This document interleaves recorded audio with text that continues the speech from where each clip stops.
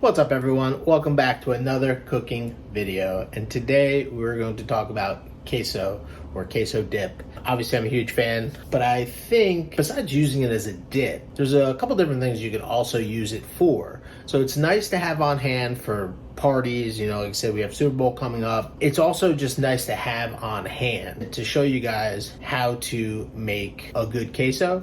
Now again, this is up to you. You can swap things in out, you can change cheeses. There's a lot of different things that you can do to this to make it your own. So this is just a foundation of a good queso. Let's do it. So the ingredients we're going to need for this come in two stages. So the first stage, the ingredients we'll need are butter, flour, a little bit of cumin, again optional, salt, pepper, some garlic. There's about 4 cloves of garlic. There's 1 medium to large red onion. We're also gonna need, I've got these beautiful homegrown cayenne peppers. We're gonna put this in the first stage as well. Now you can leave that out, or you can even put more if you want of just powdered cayenne just to give it some heat, but the heat is up to you. However you want the heat, that's how you do it. And your milk. And then to finish everything, well, we'll sort of come in 2 parts. You're gonna have your cheddar that we're going to dice up or grate, whichever you prefer. After, we're going to add some diced tomato. These are sun-dried tomatoes because in the winter I prefer using sun-dried tomatoes for a lot of things. They have more flavor. Some pickled jalapeno that we're gonna chop up, and then some scallion that we're gonna fold in. So these ingredients are what you're gonna need to make a good queso. First thing we're gonna do is add our butter, and we're going to add garlic, onion, and cayenne pepper. Now we're gonna sweat this down. Not so much caramelize or anything, just sweat it down. At this point, we're also gonna add a tablespoon of cumin seed. This will just toast up in there along with everything else. Beautiful, so this is smelling great. We're gonna add some good cracks of black pepper in here. Probably about 2 tablespoons of salt for now. We can adjust later. And we're gonna let this cook for another minute or so. This is looking really good. Now we're gonna put our flour. That's about 4 tablespoons of flour in there. Now we're not looking for, we're making a roux, but we're not making like a brown roux or anything like that. So we're just putting the flour in here to kind of amalgamate with everything, just like that. And then we're going to add our milk, about 3 cups of milk. Now at this point we want to stir this pretty frequently because we don't want the flour to stick on the bottom. You just want to be aware and giving it a good stir every once in a while. This is more heat resistant. We're doing this over medium heat. So this hasn't come up to a boil yet, but you can already see it's starting to get a little bit more viscous. You're feeling the bottom just to make sure there's no stickage down there, nothing's burning on the bottom. It's important to use this heat-proof spatula. It's just coming to a simmer, and you see the viscosity that it has. It's pretty thick. It's only gonna get a little thicker once we add the cheese to it. So we do wanna be careful how thick it is. So we can always adjust that later with a little milk. For now, we're gonna leave it as is. And once it gets to this viscosity right here, this kind of very nice viscosity, we're going to drop the heat down to low.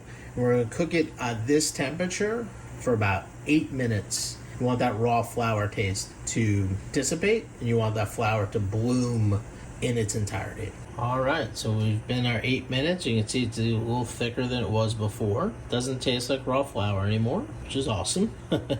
But now we're going to turn this heat off. We're going to take the spatula out for now. First, we're going to puree this as is.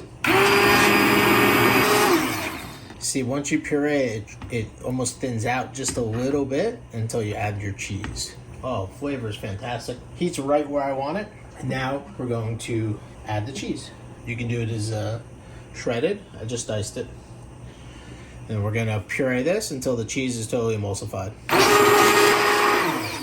There you go. Now to me, I mean, this is smoking hot, but to me that is the perfect consistency.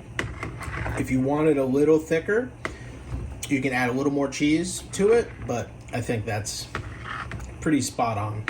So now very simply, how I'm gonna finish this personally is I love my queso spicy, and I like it with a touch of acid. So we've got these sliced jalapenos here that are house fermented. Give them a stir. We've got about a half a cup of diced sun-dried tomato in there. And then we've got a little bit of the scallion bottoms. We're gonna stir all that in. And that is it. This is the delicious, I mean, oh my God, chunky. Like I said, it'll thicken up just a little bit as it cools down. This consistency to me is perfect. How I would serve this would be just right in this pot like this. If I had a huge get together, this makes about a quart and change of queso. So it's a good amount of queso. Listen, you put a pile of chips around this thing, people are gonna crush it, you know? And then I would just like to just garnish the very top with a little bit of scallion. And then if you want, you can use a tiny bit of just paprika just to give it a little flash right there. How can you not just dunk chips into that thing? Fantastic. Pretty simple, straightforward ingredients that you either have at home already or, you know, are easy to get your hands on. I love queso. Having this at your next get together is 100% the move. You can also do other things with it. You can serve half of it as a dip for a party and reserve half of it for, you know, have in your fridge. You can top tacos with it. You can do a lot of different things with it where cheese or a cheesy sauce would be required. I mean, you can even take this as is and add pasta to it and just do a killer mac and cheese because the foundation is exactly the same. I hope you enjoyed that. Let me know if you have any questions down below. And don't forget, make sure you comment, like, subscribe, and ring that notification bell. Peace.